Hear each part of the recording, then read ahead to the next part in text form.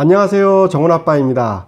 이제 날씨가 시원해졌네요. 제가 얼굴이 점점 까매지고 있다고 하는데, 제가 원래 동안에 백옥 피부였는데 공사 현장을 여름에 이렇게 다니면 태양볕에 순식간에 땀이 줄줄 흐르고 순식간에 살이 새카맣게 탑니다. 그래서 이렇게 좀 까만 거예요. 올 여름 정말 더웠습니다. 숨이 막힐 정도였고 가만히 서 있어도 빤스까지 젖는 엄청난 더위였습니다. 이 무더위에도 쉬지 않고 열심히 공사를 해주시는 시공사 관계자분들과 그리고 작업자분들께 깊은 감사를 드립니다. 정말 고생 많이 하셨습니다. 이제 아침 저녁으로 좀 선선해져서 일할 맛이 좀 납니다. 저도 감독 나가면 작업자분들이 이제 좀 할만하다, 이제 좀 일할 맛 난다라고 하는데 이제 비가 넘어오네요. 비가 계속 와서 공기가 또 늦어지고 그럽니다. 이래도 걱정 저래도 걱정, 정말 너무 힘듭니다. 현장이. 마음고생 하시는 또 우리 건축주님들 힘내십시오. 오늘은 공사 착공 이후에 11주차, 12주차 골조공사 마무리, 철근 콘크리트 공사 마무리 공정에 대해서 가르쳐 드리도록 하겠습니다. 이제 아주 중요한 거죠. 공사의 50%, 반이 지나가는 시점입니다. 그래서 오늘 가르쳐 드리는 것까지 배우시면 공사의 반을 배우시는 거예요.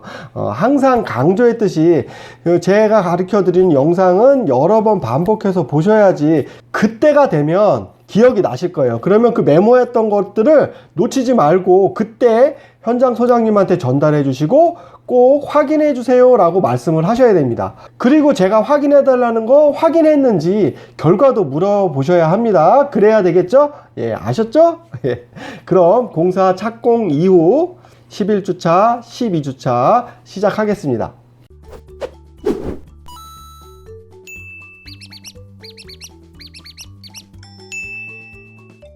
착공 11주차.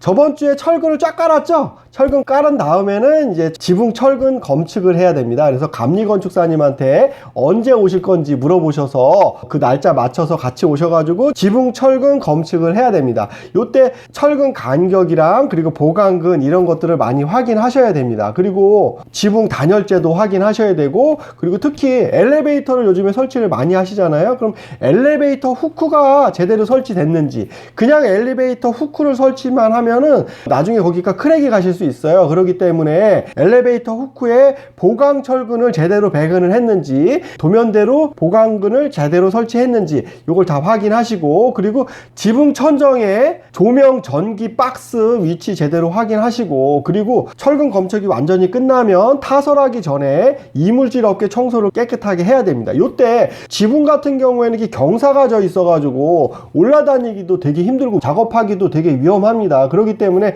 되게 조심하셔야 되고, 추락 방지 안전 난간을 꼭 제대로 설치해 달라고 하셔야 됩니다. 대부분 그 난간을 안 하시고 공사하시는 분들 간혹 있으신데, 이런 경우에는 작업자들이 미끄러져서 추락하는 경우가 상당히 많이 발생이 됩니다. 그렇기 때문에 충분한 높이까지 안전 난간을 다 설치하고, 그리고 레미콘 타설을 하면서 레미콘이 튀길 수 있어요. 그럼 옆집 막 엄청 지저분해지고 주변에 차량이라든지 도로가 엄청 지저분해질 수 있어요. 그래서 꼭 가림막도 다 제대로 해서 이 레미콘 타설하면서 레미콘이 튀겨서 집이나 다른 시설물에 오염을 끼치지 않게 꼭 보강을 해달라고 얘기를 하셔야 됩니다. 이렇게 얘기를 해도 현장 소장이나 작업자들이 잘 안 하는 경우가 많아요. 이런 경우에는 나중에 민원 걸려서 되게 어려워질 수 있어요. 그래서 건축주님께서 강력하게 얘기를 하셔야 됩니다. 꼭 지붕 철근 검측을 하실 때 타설하기 전에 가림막하고 보양을 제대로 해서 안전시설물을 제대로 해서 작업자 안전도 확보하고, 그리고 이웃 건물 오염 피해도 대비해달라고 꼭 얘기를 하셔야 됩니다. 안 그러면 정말 문제 크게 발생되니까 꼭 현장 소장님한테 얘기하셔야 됩니다. 그리고 지붕 레미콘 타설을 하면 경사가 져 있어 가지고 이게 울퉁불퉁하게 타설이 됩니다. 그러게 되면 나중에 마감할 때 상당히 많은 비용이 들어가고, 그리고 결로라든지 하자 위험이 상당히 큽니다. 그렇기 때문에 꼭 지붕 레미콘 타설할 때는 미장공 있죠? 미장공, 벽이나 바닥 미장하시는 분들 미장공이 꼭 오셔서 지붕을 구배를 딱 맞춰 가지고 미장을 해달라고 하셔야 됩니다. 그래야지 나중에 단열재를 붙이거나 하거나 뭐 방수를 하거나 지붕재를 할 때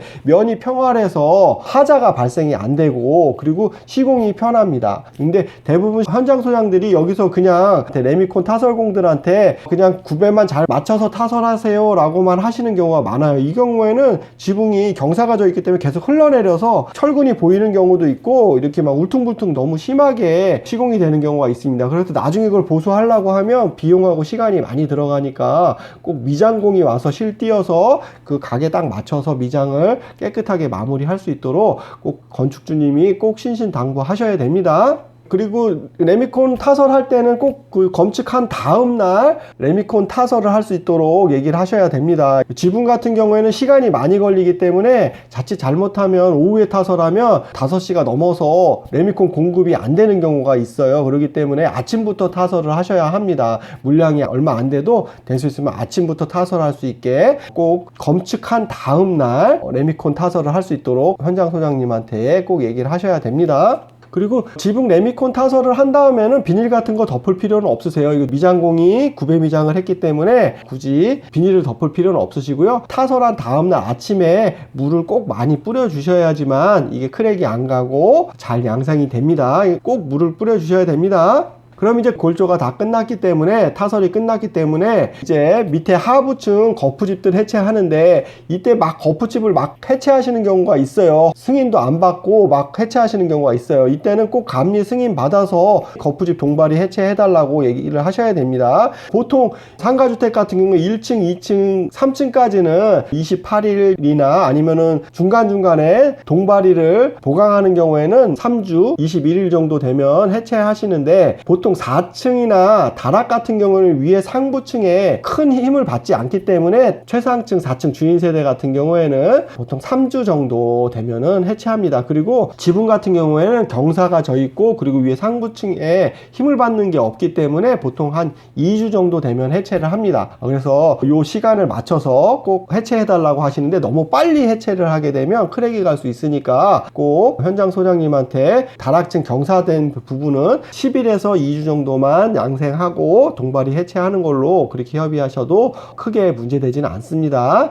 근데 뭐 건축주님이 미리 얘기하지 마시고 현장 소장님이 이거 해체하겠다 라고 하거나 아니면 이 거푸집 동바리는 언제 해체할 거예요 라고 건축주님이 물어보시면 현장 소장님이 답변을 하실 거예요. 근데 일주일만 양생시키고 해체할 겁니다 라고 하면 안 된다고 하시고 최소 10일 정도는 양생시키고 해체했으면 좋겠다. 적어도 10일이나 2주 정도는 양생시킨 다음에 해체해달라 라고 요청을 하시면 현장 소장님도 이해하실 거예요. 이제 거푸집 해체를 하면서 거푸집 반출을 하시는데 거푸집 반출을 하실 때 조심해서 반출을 하셔야지 안 그러면 바닥에다 던지면서 외벽에 붙은 단열재들이 손상 가는 경우가 많습니다. 그리고 골조 콘크리트가 막 깨지는 경우가 많습니다. 막 쾅쾅쾅쾅 던지기 때문에 위험하니까 꼭 던지지 말고 위에서부터 받아치거나 아니면 크레인을 이용을 해서 안전하게 거푸집을 반출해 달라고 요청을 하셔야 됩니다. 그리고 거푸집을 빼게 되면 현장에 이런 잡목들, 거푸집 이런 조각들이라든지 지금 콘크리트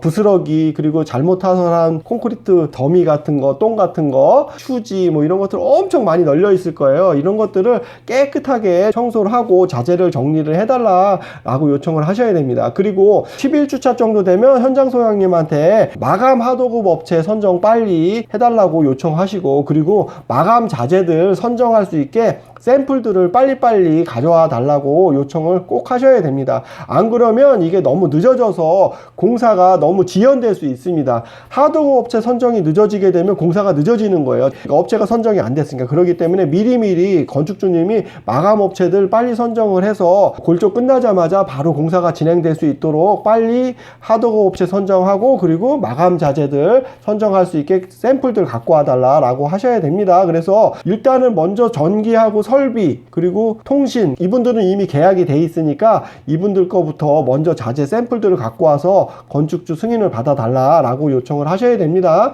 아셨죠? 그 다음 착공 후 12주 차입니다. 12주 차에는 지붕층 옹벽이나 기둥 거푸집 해체하고 그리고 곰보나 타설 안 된 부분이 있으면 바로 안 보이게 보완 조치 해달라고 요청을 하시고, 그리고 외부에 단열재들이 파손된 부분들이 있을 거예요. 이 부분들 우레탄 폼으로 보완해달라고 하시고, 틈이 약간씩 벌어진 부분들이 있을 거예요. 그런 부분들은 건축주님이 좀 이렇게 돌아다니면서 외부 비계 타고 돌아다니면서 그런 부분들은 사진 찍으셔갖고 현장 소장님한테 위치 알려드리고, 이런 부분들 다 폼으로 깔끔하게 매음해달라. 안 그러면 이 부분으로 결로가 생기니까 단열재가 완전 외부에서 밀봉될 수 있도록 틈새 부분이나 파손된 부분 없도록 꼭 현장 소장님이 반장님이나 뭐 잡부를 동원해서 외부 한번 전체적으로 단열재 보완해달라고 다시 한번 강력하게 얘기하셔야 됩니다. 그리고 아까 얘기한 것처럼 동발이들 계속 양생기간에 맞춰서 해체해달라고 하시고, 그리고 혹시 모르니까 중간중간에 동발이 한두 개씩 받쳐서 혹시 모를 크랙에 대비해달라고 요청을 하셔야 됩니다. 요때쯤 되면 이제 골조가 다 끝나서 이제 거푸집이 거의 다 해체가 돼가서 마감 업체들 와서 실측해달라고 하셔야 됩니다. 특히 석공사 같은 경우에는 바로 공사가 들어와야 되기 때문에 실측 같은 거 빨리 해달라고 하시고, 샵 드로잉 도면 제출해달라고 하셔서 샵 드로잉 도면 갖고 오면 설계 건축사님하고 감리 건축사님한테 요거 돌 나누기가 제대로 됐는지 확인해 달라고 요청을 하셔야 됩니다. 샵 드로잉이 돌 나누기입니다. 돌 나누기 도면. 예, 그리고 석공사 자재 빨리 샘플 갖고 와가지고 선정한 다음에 빨리 발주를 해야 됩니다. 보통 중국에서 오기 때문에 보통 한 2주에서 3주 정도 걸립니다. 발주한 다음에 2주에서 3주, 재수 없으면 4주 걸려요. 그렇기 때문에 빨리 마감재를 선정을 하셔야 돼요. 뭐 벽돌 타일이나 아니면은 뭐 드라이비트, 스타코 이런 거나 벽돌 쌓기, 뭐 타일 붙이, 뭐 이런 여러 가지 외부 마감재는 골조 끝날 때쯤 되면 빨리 선정을 해주셔야지, 끝나자마자 해체하자마자 실측해서 바로 발주 내려서 바로 공사를 할 수 있게 건축주님이 독촉을 하셔야 됩니다. 안 그러면 한 달, 두 달 그냥 허송세월합니다. 공사 현장들 가보면 골조 다 끝났는데 한두 달 그냥 쉬는 경우가 많아요. 그게 왜 그러냐면 마감 자재 선정이 늦어지고 마감 업체 선정이 늦어졌기 때문에 할 일 없이 그냥 쫙 늦어지는 거예요. 그렇기 때문에 꼭 건축주님이 미리미리 외부 마감 자재들 선정 서둘러 달라고 하시고 빨리 샘플 갖고 와달라고 요청을 하셔야 되는 겁니다. 그리고 수장은 이제 내부 마감 업체죠. 인테리어 업체, 그리고 창호 업체, 미장 업체, 그리고 석공사 업체, 그리고 외부 마감 업체들 빨리 선정돼서 골조 상태를 파악을 해갖고 할석이라고 합니다. 할석은 뭐냐면 콘크리트를 잘라내는 거예요. 왜냐하면 이 콘크리트를 타설하다 보면 기울어지거나 아니면 비틀어지거나 아니면 잘못 타설하거나 창문 거푸집이 잘못 시공되거나 이런 경우가 있어요. 그러니까 마감 업체가 들어오기 전에, 마감 작업이 들어오기 전에 이런 것들을 다 보완해야 됩니다. 뭐 배가 부르거나 아니면은 철근이 많이 보인다든가 아니면 뭐 파손됐다든가 이런 부분들을 다 체크를 해달라고 하셔야 돼요. 그래서 내부 마감 업체들, 그리고 창호 업체, 그리고 미장 업체, 그리고 외부 마감 업체들한테, 내부 마감 업체들한테 꼭 골조 상태 확인하셔서 할석 부분, 철거 부분 체크해달라고 하시고, 빨리 철근 콘크리트 업체가 철수하기 전에 철근 콘크리트 업체가 잘못 시공한 거기 때문에 그 업체가 잘못 시공된 부분도 보완할 수 있도록, 할석할 수 있도록 빨리 지시 내려달라고 현장 소장님한테 강력하게 요청을 하셔야 됩니다.